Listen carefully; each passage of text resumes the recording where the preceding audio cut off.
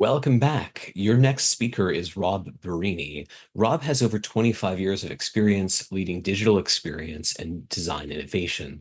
In his recent capacity as Managing Director, Experience Design and Analytics at UBS, he focused on harmonizing the work of professionals across engineering, product management, operations, and other cross-functional partners. His perspectives have appeared in publications such as American Banker, Wall Street Journal, and Bank Systems and Technology News. And he has been a speaker at events such as Bank Customer Experience Summit, Wall Street Technology Association, and a Figma Configuration. I think it's config, yeah. Is that configuration? Just config, yeah. Okay, Figma config. All right, guys, please welcome your next speaker, Rob Berini. Thank you, Noah. Thank you, Eric, and the HFI team for having me here today. Go ahead and share, make sure everything's coming across okay. All good? Okay. So today I wanted to spend some time talking about building strong in-house design teams. Some of you may be leading teams already. Some may be early in your career, but have aspirations of leading teams, and some may be either in strong teams today or teams that perhaps could, where there's an opportunity for upside. So I want to share some of kind of my perspectives on building strong in-house teams. By in-house, just for clarity, I mean largely centralized and hybrid teams. There are some models where you have highly distributed designers throughout the organization, but they don't exist in anything that would be considered a team. And so I don't mean that model of highly decentralized model, nor do I mean kind of a team of one, but anything in between. Largely there should be some lessons from what I'm sharing that should be relevant to that topic. And it could be any type of organizational structure. Some are reporting to the CDO now, some more in marketing, some more in technology, some to product, some to operations. To a large extent, these lessons and guidance should be relevant to all those. My perspective is, as Noah kind of indicated, is born out of recent experience leading in-house design teams, but also being on the other side of that, having spent most of my career in the consultancy and agency space, and working with clients and providing design services and digital strategy services and similar services to those clients, largely in financial services. So my advice comes from that personal experience on being on both sides of that equation. It also comes from theory and books and things like org design for design orgs and experiencing design book. It comes from discussions with other design leaders over the years, including to some extent the clients that I had, but more so more recently with kind of peer leaders. And then with all the great people that I've had the opportunity to work with over the course of my career. And really, I'm not going to spend time talking about the kind of general good management practices. For the most part, I'm going to focus my attention on things that are specific to the design profession or design org. So I won't talk about things like, at least directly, things like situational leadership or servant leadership or goal setting or psychological safety or recognition and appreciation. All of those are very important, obviously, in building a strong in-house design team, but I kind of consider them table stakes. That said, on the topic of recognition and appreciation, whenever I would do like large team meetings, I like to start off with some shout outs. And there are four people in particular that really shaped my thinking on building strong in-house design teams. So I just wanted to quickly recognize those four people. I don't know if they're on or not, but here's some leaders in the design industry that have demonstrated empathy, built trust, insisted on high quality outcomes, and most importantly, built a positive and supportive culture. So I learned as much from them as they have learned from me. So if you have a chance to work with these people, if you've had a chance to work with them, or if you have a chance to in the future, consider yourself fortunate. So a quick shout out to Diana, Irina, Felice, and Nihal before I get started. Okay.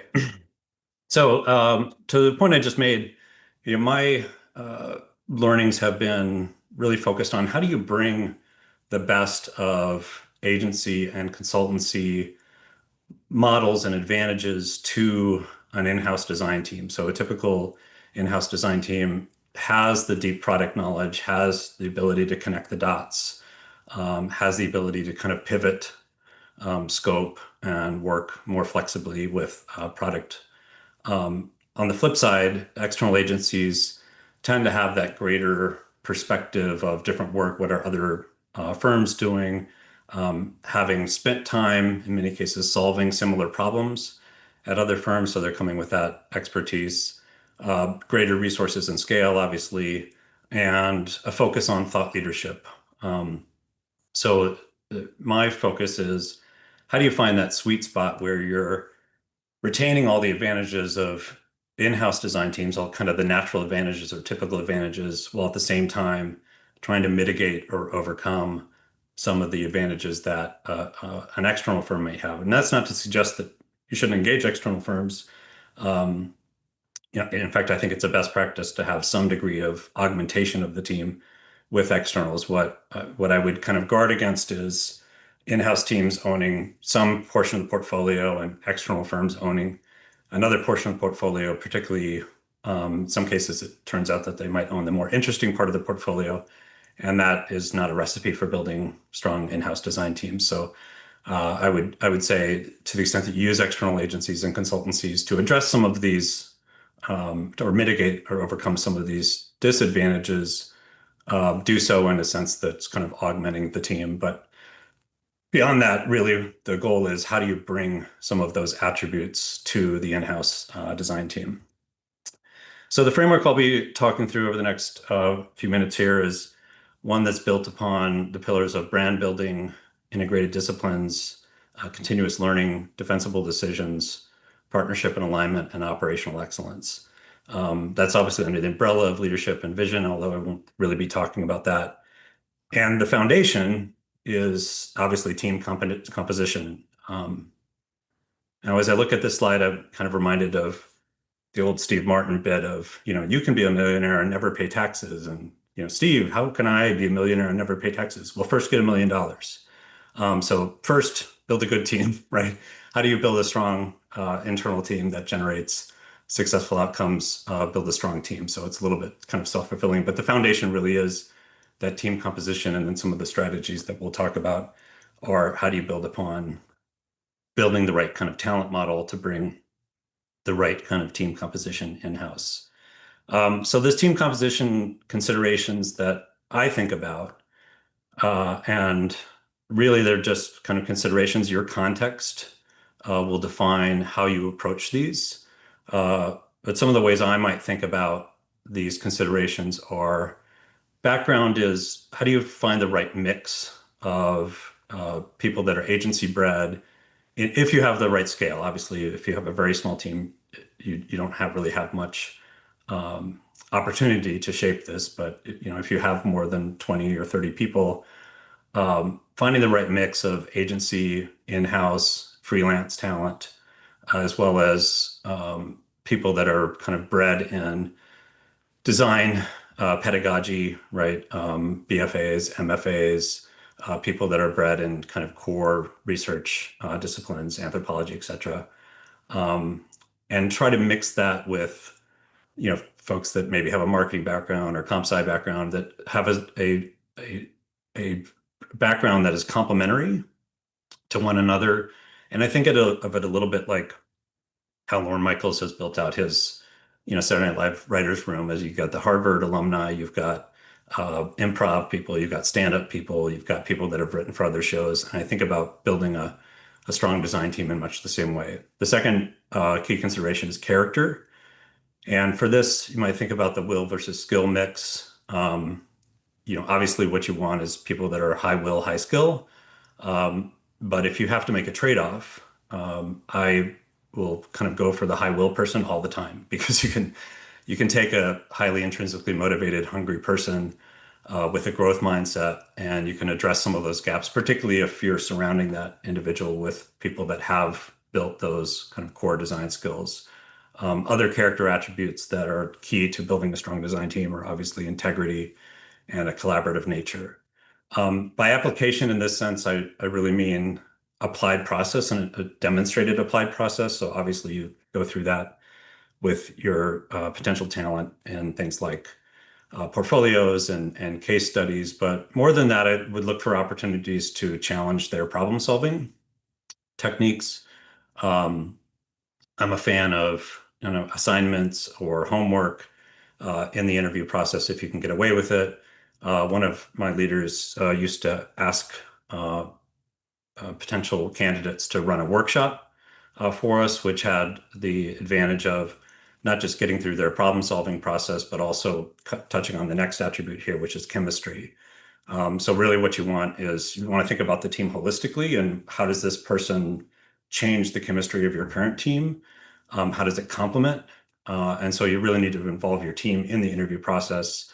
You're looking for how do you establish longer term bonds with people and people that are kind of reinforce one another and have mutual respect. But I also think it's important within chemistry to have a sense of humor within the team. Uh, this is not always a fun, job, and a lot of times there's frustrations and setbacks, and so having a sense of humor as a team is critically important part of that chemistry process. Next attribute is versatility. So this is really, I think about this in terms of generalists versus specialists. Obviously, this is going to be somewhat a function of team size, but to the extent possible, you're looking for some degree of adaptability and people that can kind of play multiple positions on the fields. You need some people that are kind of very skilled in certain areas, but for the most part, you're looking for kind of T-shaped, H-shaped people. And then finally, diversity. The advantages of diversity are well noted, but here I mean diversity of thought, diversity of perspective, and of course, demographic diversity as well. So those are some of the key considerations before we get into some of the pillars around kind of how do you compose that foundation or the right kind of team composition overall. So and I won't go through all these bullets, but a few kind of thoughts, strategies around how to address some of those pillars. First pillar is brand building. Um, you have to be somewhat nuanced and delicate about this. It's not like you want to create a brand identity that's completely separate from the organization that you work in, but you do need something that says you're a little bit different and something that's recognizable. And here I also think about how do you kind of take some of the lessons of external teams and agencies. So things like somewhat customized templates where it's at least recognizable that it's the design team. You still want to follow the broader standards, but you're trying to remind people that the work that you do is something special and unique. Other ways you can affect this is championing design thinking. So we've run kind of series with product owners and other things where you're teaching people enough about the design thinking process to utilize, in some cases, in their own function, but also to gain a greater appreciation for how to solve problems with design. Because at the end of the day, design is a problem-solving method, it's not art. And then things like pursuing external speaking opportunities. Really, you want to establish both within your organization and outside your organization a brand identity for your team. And that may include name and logo and that kind of stuff, but at the very least, you need to think about kind of what's your archetype, what's your personality as a team that you want to be reflecting throughout the organization. Um, the next pillar is integrated disciplines. I think of research as being fundamental and foundational to design, so I don't see kind of a separation between research and design. But I put this here as the first bullet point because many organizations do. Many organizations separate research, in some cases, an entirely different org. And I think that that's a mistake. There is no design without a deep understanding of user behaviors and mental models and doing the right empathy work. And there is no design without usability testing and all those kinds of things. So I think research is fundamental to this discipline. So embedding visual designers, interaction designers, researchers, copywriters, et cetera, all into the same team is critical. A couple other things I want to mention here. Again, I won't go through all these bullets, but by conversational fluency, I mean the ability for everybody on the team to speak to the entire team's capabilities. Particularly in a house organization, it's critical that you have a team that's can advocate for the broader skills of the team. Unlocking synergistic insight really means how do you, as a team, connect the dots and build greater insight, greater perspective because of your shared disciplines and the things that you're seeing by working with end users or by looking at the analytics or whatever it may be that kind of brings that strategy together. And then the final point I want to highlight in this one is nurturing design leadership at all levels. One of the things that um, consultancies particularly do well because of, to some extent, the billing model is kind of really deliberately trying to move people up and building leadership, building people that can eventually run a practice or start their own practice. And I think that's critical. Not everybody's going to be a leader of a team necessarily, but you at least need your team members to exhibit influence and inspire others and to be able to craft strategy and vision. A related topic to integrated disciplines is the concept of continuous learning. Just a couple things I'll highlight here. One is to address this kind of issue of perspective and exposure that external firms often have. Uh, I think it's vital to encourage peer knowledge sharing, and that's really bringing perspectives from the outside. Everybody knows something that the rest of the team doesn't know. So finding forums for people to either go out and seek outside perspective and then bring that back, or to share with the team something they're curious about or interested in, or a specific discipline, particularly people that are new to the team, so that you're kind of taking advantage of their fresh eyes. Um, Inviting external perspective is similar to that. So trying to find a group of consultancies or experts that you can bring into forums within your organization to inspire with external. And then the last point here around driving the research agenda is really around kind of backcasting from, what needs to be true and what are we interested in as a team, right? So not just being reactive to the needs that the organization has or product has relative to research questions, but being very deliberate around where do we have knowledge gaps, using the Roger Martin kind of reverse engineering approach of what must be true for us to be successful with a certain product and kind of taking a hypothesis-driven approach to that. All of that feeds into what do we need to learn from our end users. So it's not just continuous learning relative to external education like HFI, but it's continuous learning relative to continuously learning about your end users. Defensible decisions. Here I'm talking about the ability to um, avoid the trap of a battle of opinions, right? Design and research are skill positions. They're specialized knowledge. You can engage in healthy debate around what a design should be, or take suggestions or take notes. But at the end of the day, it's not a battle of opinion. There are things that are backing up these decisions, and you need your team to be able to effectively communicate that decision rationale. One of the things that I think we shy away from is using the language of design. So things like laws of UX, Gestalt principles, Gulf of evaluation, Gulf of execution, behavioral economics, specific research methods like contextual inquiry, usability heuristics. Being able to employ those strategically, right? You don't want to be obnoxious about them, but is kind of critical to being able to say, we have a perspective that's built upon decades, in some cases, hundreds of years of design principles. And that's what, some of our design decisions are rooted in. The other one I want to highlight here is the need for peer critique routines. So sometimes design teams lose this. Certainly, most teams have some type of design review with the creative director or the manager. But I think peer critique is really critical in getting small groups of designers and researchers to work together to review one another's work. It improves the quality of the overall product. It prepares designers to provide justification and when they get pushback from stakeholders. But most importantly, it encourages critical thinking in your own design. So by looking at other people's design and engaging in critique, you are improving your own ability to kind of question your own design decisions, right? So that's critical. And then the other one I want to focus on here quickly is triangulating the findings. So being very deliberate around the mix of mixed methods research, the mix of qualitative and quantitative research, and continuing to build the evidence case around why a certain decision is the right decision, or at least the best decision that can be made in the moment, um, based upon the variety of research that you've done.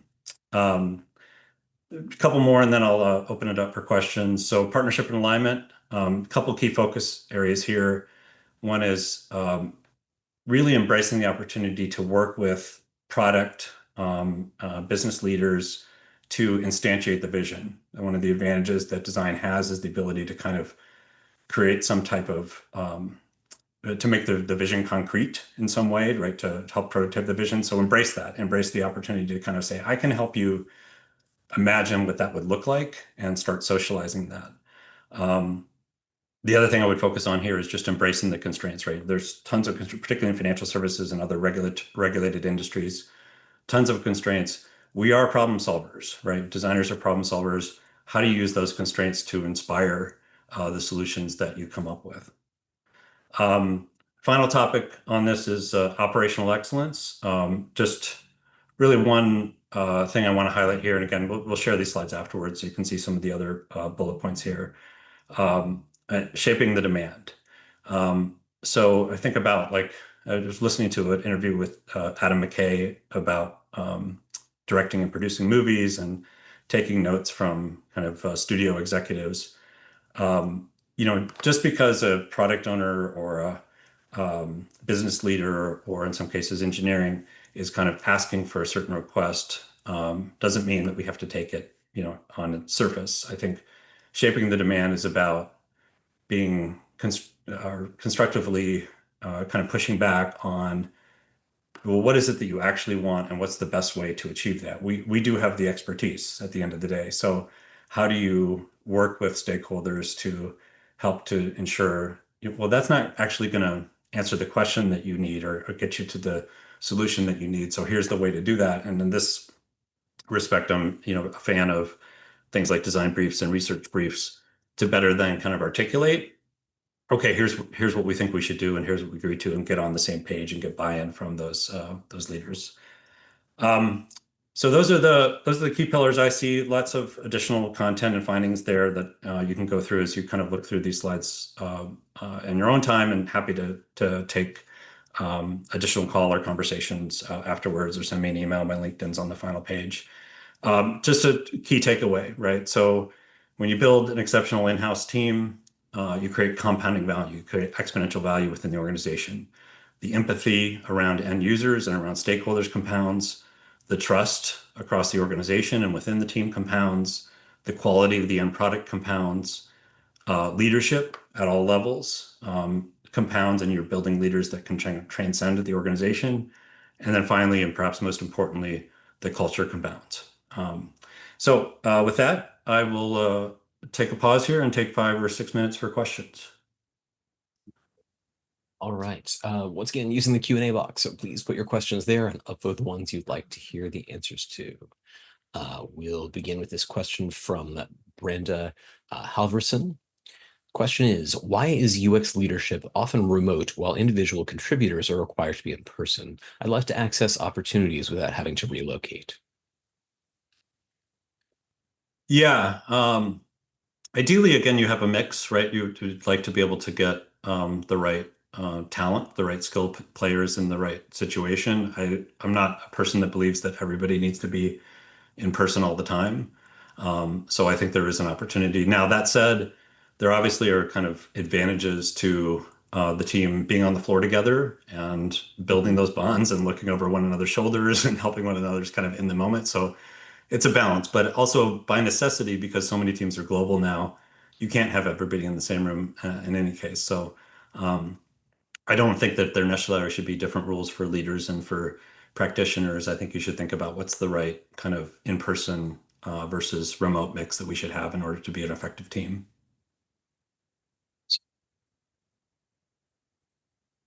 And next up, Mike Corvo asks, thank you for speaking to shaping the demand. It's a challenge to navigate the asks from the business versus good design and an experience for the user. Yeah, that's right, Mike. Yeah, Yeah. not much of a question there, but it is a fair point to Yeah, bang. I mean, I think it's Yeah. it does come down. Listen, there's when there's a request that comes in or when there's feedback, Mhm.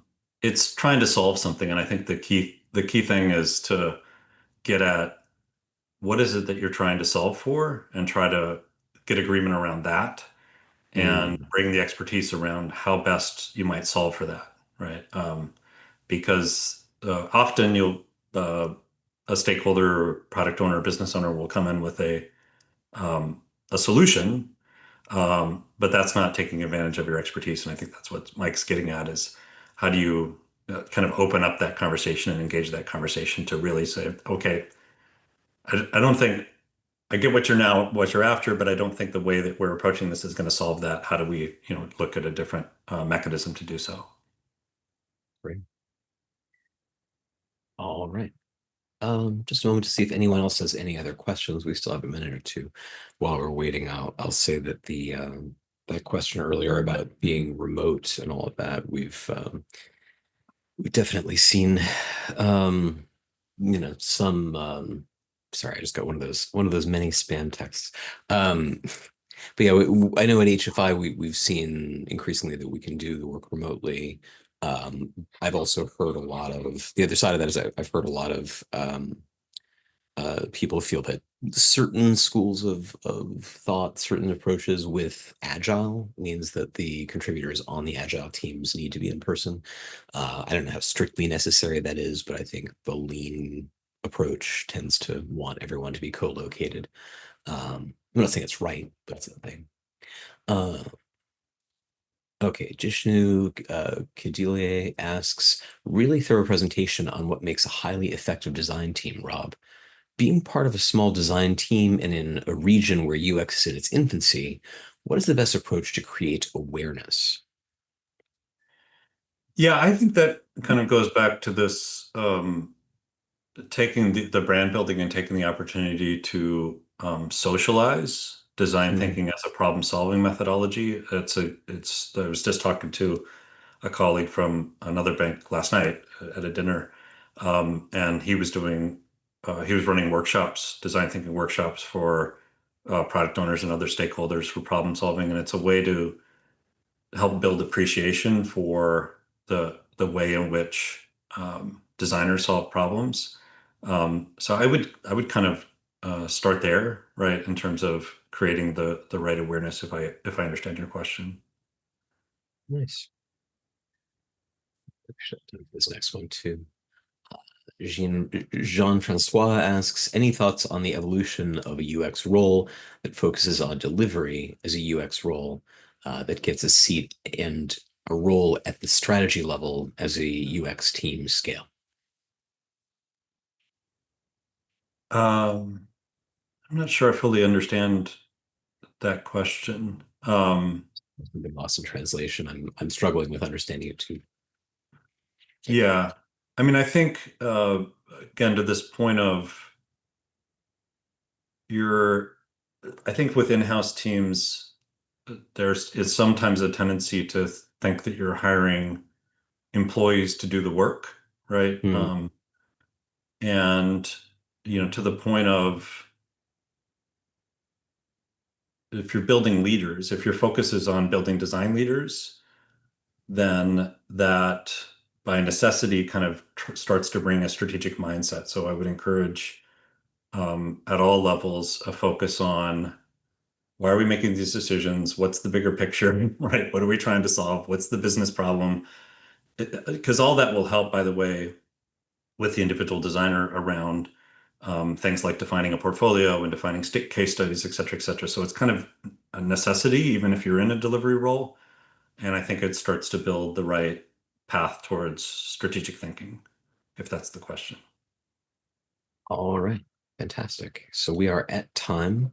Thank you, Rob, for joining us. Thank you for the talk today. Please give Rob a big round of applause with the emotes. And thanks one last time, Rob Berini. Thank you.